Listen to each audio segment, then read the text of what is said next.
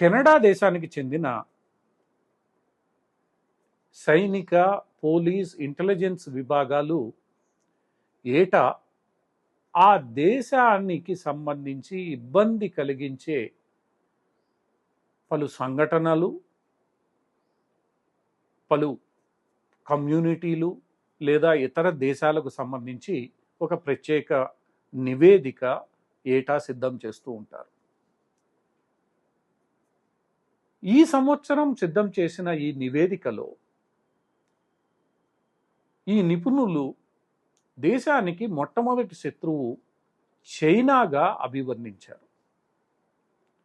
ముఖ్యంగా ఆర్థికంగా, సైద్ధాంతిక పరంగా, సైనిక పరంగా చైనాను వీరు ఒక ఇబ్బందికరమైన దేశంగా, ఒక శత్రు దేశంగా మొట్టమొదటి ప్రాధాన్యతలో పేర్కొనడం జరిగింది. ఇది గతంలోనూ సైద్ధాంతిక పరంగా చైనాతో విభేదిస్తున్న ఈ పాశ్చాత్య దేశాలు దానిని ఒక శత్రు దేశంగా చూస్తూనే ఉన్నాయి. అయితే ఆశ్చర్యకరమైన రీతిలో మొట్టమొదటిసారిగా రెండవ అతిపెద్ద శత్రు దేశంగా భారత్ను ఈ నివేదికలో పేర్కొనడం జరిగింది. అందుకు వారు చూపిస్తున్న కారణాలు ముఖ్యంగా ఖలిస్తాన్కు సంబంధించిన అంశంలో భారత్కు, కెనడాకు మధ్య తలెత్తిన తీవ్ర విభేదాలను చూపించడం జరుగుతోంది.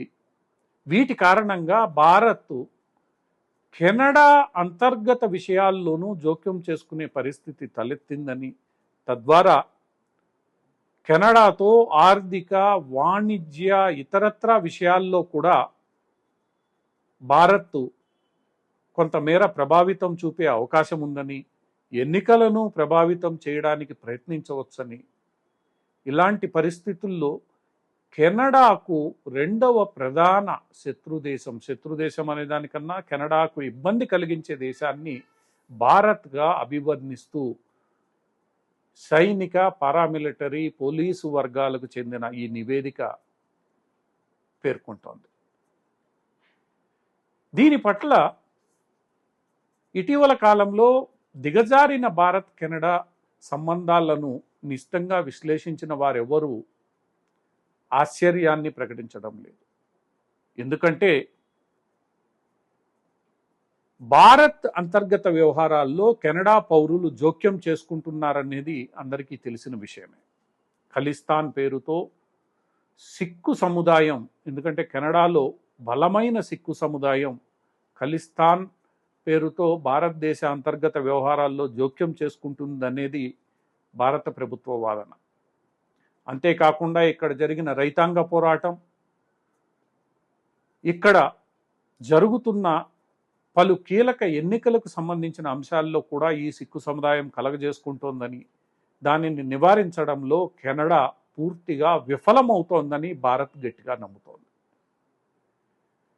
అంతేకాకుండా ఈరోజు పంజాబ్ నుండి ఇద్దరు అతివాదులు జైళ్ల నుండి, అంటే ఒకరు జైలు నుండి, మరొకరు ఇందిరాగాంధీ హంతకుడైన వ్యక్తి యొక్క కొడుకు పార్లమెంటు ఎన్నికల్లో గెలుపొందడం భారత్కు ఆందోళన కలిగించే అంశం. దీంతో పాటు కంగనా రౌత్పై చండీగఢ్ ఎయిర్పోర్ట్లో ఒక సిఐఎస్ఎఫ్ కానిస్టేబుల్ దాడి చేసి భారతీయ జనతా పార్టీ రైతాంగ ఆందోళనపై చేసిన వ్యాఖ్యలు, తీసుకున్న చర్యల కారణంగానే తాను ఇలా వ్యవహరించారని ఒక భద్రతా దళానికి సంబంధించి పనిచేస్తున్న వ్యక్తి పేర్కొనడం మరింత ఆందోళన కలిగించే విషయం. ఈ మొత్తం పంజాబ్లో జరుగుతున్న పరిణామాలన్నింటికీ సంబంధించిన నిధులు, ఇతరత్రా నైతిక, సామాజిక సహకారం అంతా కూడా కెనడాలోని సిక్కు సముదాయం నుంచి వస్తోందనేది భారతదేశ వాదన. అందుకు తగిన సాక్ష్యాలను కూడా భారత్ చూపెడుతోంది. దీంతో పాటు దౌత్యపరమైన ఇబ్బందులు కూడా భారత్ కెనడాల మధ్య తలెత్తాయి. ముఖ్యంగా కెనడాలో ఉంటున్న భారతీయ దౌత్య సిబ్బందిపై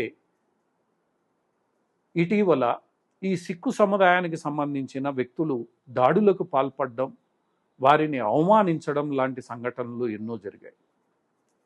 వియన్నా ఒప్పందం ప్రకారం దౌత్యవేత్తలను సంరక్షించాల్సిన బాధ్యత, వారి హక్కులను కాపాడాల్సిన బాధ్యత వారు నివసిస్తున్న ఆ దేశ యొక్క ప్రభుత్వానిదే.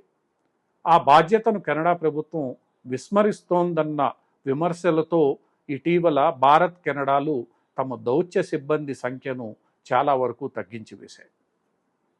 వీసాల జారీలోనూ మధ్యలో తాత్కాలికంగా విరామం ప్రకటించబడింది. దీంతో భారత్ కెనడాల మధ్య ఇటీవల జరిగిన ఈ అంశాలన్నింటినీ పరిగణలోకి తీసుకుంటే కెనడా ప్రభుత్వానికి సంబంధించిన భద్రతా వ్యవస్థలు ఇచ్చిన ఈ నివేదికలో భారత్ పేరుండడం సహజంగా జరిగే పరిణామమేనని విశ్లేషకులు భావిస్తున్నారు. అయితే ఈ పరిణామానికి బాధ్యత కెనడాదే కాబట్టి దానిని సరిచేయాల్సిన అవసరం కూడా కెనడాకే ఉంటుందని వీరు స్పష్టం చేస్తున్నారు.